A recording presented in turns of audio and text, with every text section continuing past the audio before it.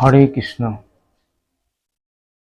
হাতে ধনুর্বাণ আর বাহন হচ্ছে ময়ূর। পিতা হলেন শিব আর মাতা হলেন পার্বতী। আশা করি বুঝতে পারছেন আমি কার কথা বলছি। তিনি আর কেউ নন, আমাদের সকলের প্রিয় দেবতা কার্তিকেয়। কিন্তু অনেক মানুষই জানে না যে কার্তিকের দুইজন স্ত্রী আছে। কারা কারা? এক হচ্ছেন দেবসেনা আর আরেকজন হলেন বল্লী। এখন প্রশ্ন হবে যে দেবসেনা কে? আসলে যখন তারকাসুর সমস্ত স্বর্গরাজ্যে এমন অত্যাচার চালাতে শুরু করলেন যে দেবতারা অতিষ্ঠ হয়ে স্বর্গ থেকে বিতাড়িত হলেন, তখন সমস্ত দেবতারা কার্তিকেয়ের কাছে গিয়ে হাজির হলেন এবং তারা সমস্ত বিষয়গুলো খুলে বললেন। দেবরাজ ইন্দ্র নিজেই পরাস্ত হয়েছেন তারকাসুর বধ করতে।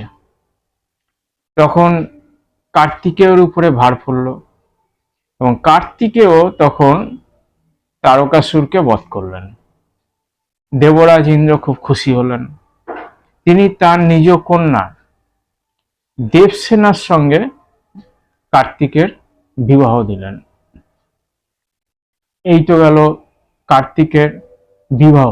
কার্তিক পূজা কেবলমাত্র পশ্চিমবঙ্গেই নয়, দক্ষিণ ভারতে তামিলনাড়ু, কর্ণাটক, কেরালা প্রভৃতি অঞ্চলেও কার্তিক পূজা হয়ে থাকে। সে কার্তিকের অন্য নাম। সেখানে কার্তিককে মহাসেন এবং কুমার নামে পূজা করা হয়। আবার সিঙ্গাপুর, মালয়েশিয়া, মরিশাস এই সমস্ত অঞ্চলে কার্তিক পূজা হয়ে থাকে। সেখানে কার্তিককে মরু গান হিসাবে পূজা করা হয়।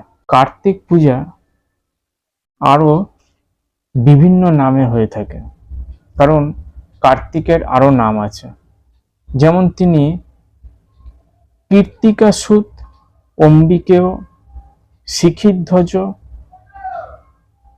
বাহুলেহ, তারকাসুরমদী, বিশাখ, সরানন, দেবসেনা ইত্যাদি নানা নামে তিনি পূজিত হয়ে থাকেন।